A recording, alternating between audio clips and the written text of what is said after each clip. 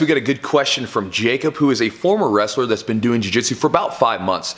And he says that he finds that from wrestling, some things come very naturally to him in jiu-jitsu and then other things not as much. And he's wondering if I had the same struggle as a wrestler who transitioned into jiu-jitsu, where some things very natural and then other things, not as much. And, the short answer is, Jacob, absolutely, right? And, I could probably do a whole 10-part video series on transitioning from jiu-jitsu or from wrestling to jiu-jitsu. But I'm going to focus on some of the big ones that I struggled with. I'll brush over the positives because a lot of those are going to be for you probably duh, of course, right? You're going to sort of resonate with those. But the negatives will maybe help shine some light on some of the things you're struggling with. So the basic positives that I had trouble with, or the basic positives that I had from wrestling, one is that when I first started, while people were learning how to do shrimps and hip escape, I could already do takedowns, and I could pin someone down on the ground in side control. Because in wrestling, that's essentially what you're doing. You're taking someone down, getting them to the ground, putting their shoulders on the mat, and then pinning them in some sort of variation of side control or mount. So I could do that as a white belt really effectively and, get the key lock or the key more. Those were my best submissions initially. And then also I knew my limits, right? Because in wrestling, you learn how to, especially for when you do competitions, because you obviously know how to compete as a wrestler because you have to, but you know how to push through your limits. Because a lot of people, a lot of times when they first come in, they get that little bit of fatigue that's early on, and they don't know how to push through that. And as a wrestler, you learn very quickly that you have to push through that because it's a necessity. You have to. Like when you go to a match and you're going up against a person, it's just push and pull, right? It typically runs down to, if it's a good match, who breaks, who mentally breaks, or who physically just folds. And so you learn how to push through that barrier that a lot of people haven't done before unless they've done a really hard sport, right? Now, those are some of the positives, right? You know how to compete, you know your limits, you know how to do takedowns and stuff like that. Perfect, right? Now let's talk about some of the negatives, and I'll focus on these more because these will probably be more helpful to you in your situation. First off, I was mentally resistant to a lot of things in jiu-jitsu, first off the guard, right? In wrestling, we weren't even allowed to be on our backs. We were always had to be on our stomachs or on our knees or on our feet, something, right? If we were caught laying on our back, our coach would chew us out.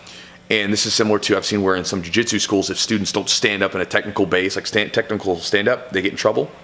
And so it felt so wrong to be on my back. And to tell you how silly I was, I had this idea that if I was inside the guard, my one guard move would be simply I would kick someone away and stand up back to the takedowns, completely ignoring the fact that I wasn't the best wrestler and that if maybe I understood what the person was doing on the bottom, that I would be able to defend it and basically beat it more effectively, which was the case. But it was only begrudgingly that I learned how to play the guard. And my first tournament, I got to the finals after 2 weeks, right, of doing jiu-jitsu, got to the finals, and then I got double-legged and sent sailing and boom, got slammed. Still didn't understand, right? I was like, no, I'll just get better at takedowns, right? And then it was only after my coach basically grabbed me and was like, okay, here's what you're gonna do. You're not gonna ever be able to start on the top unless you earn it for and he just did it for, it was 2 or 3 months, right? I had to be on my back every time I started a roll. And so it forced me, out of necessity, I had to learn how to play off my back. Right, and so I see the same thing. All the wrestlers that come in, especially the ones that wrestled that were pretty good at it, they're very resistant to the guard. The next thing is the rhythm, right? The rhythm of wrestling compared to jiu-jitsu is different. Wrestling is go, go, go, go, go. And jiu-jitsu is go, stop, go, stop, go, stop. A good example is we were watching, it was one of the college wrestlers that was training here. He had just started, and we were watching the pans. And we were watching the pans, he was kind of watching it and raising his eyebrows, what the hell are they doing? Because, in jiu-jitsu, there's some points where there's almost nothing going on. And guys are wiping the sweat off their face, or they're looking over at the clock of their coaches and taking a breath, and there's no movement. And then, boom, then they go, right? Whereas wrestling, you don't have that time. You're constantly going. For the time period, it's constant movement. And the grips in wrestling also, they don't allow you to grip in certain ways. Basically, they do this so this way you don't stall. In jiu-jitsu, there are no such limitations. The last thing, and I think this is probably the most important tip, so hopefully you stuck around for the video, is I was overly competitive all the time. Now there's a time when you need to be competitive in jiu-jitsu, and if you're getting ready for a competition or a tournament, yeah, you turn that on, right? You get ready for the competition, you start to sharpen those weapons and get ready with your A game. But there is no season in jiu-jitsu, right? In wrestling, there's a distinct season. We're getting ready for the competitions at this time, so you kind of know what you're getting ready for. In jiu-jitsu, there is no season. So tournaments are all the time, and you can just train indefinitely. And you got to be careful because training like with that competitive sort of mindset all the time, one, it's going to limit you. You're not going to be able to play around with new weapons and experiment.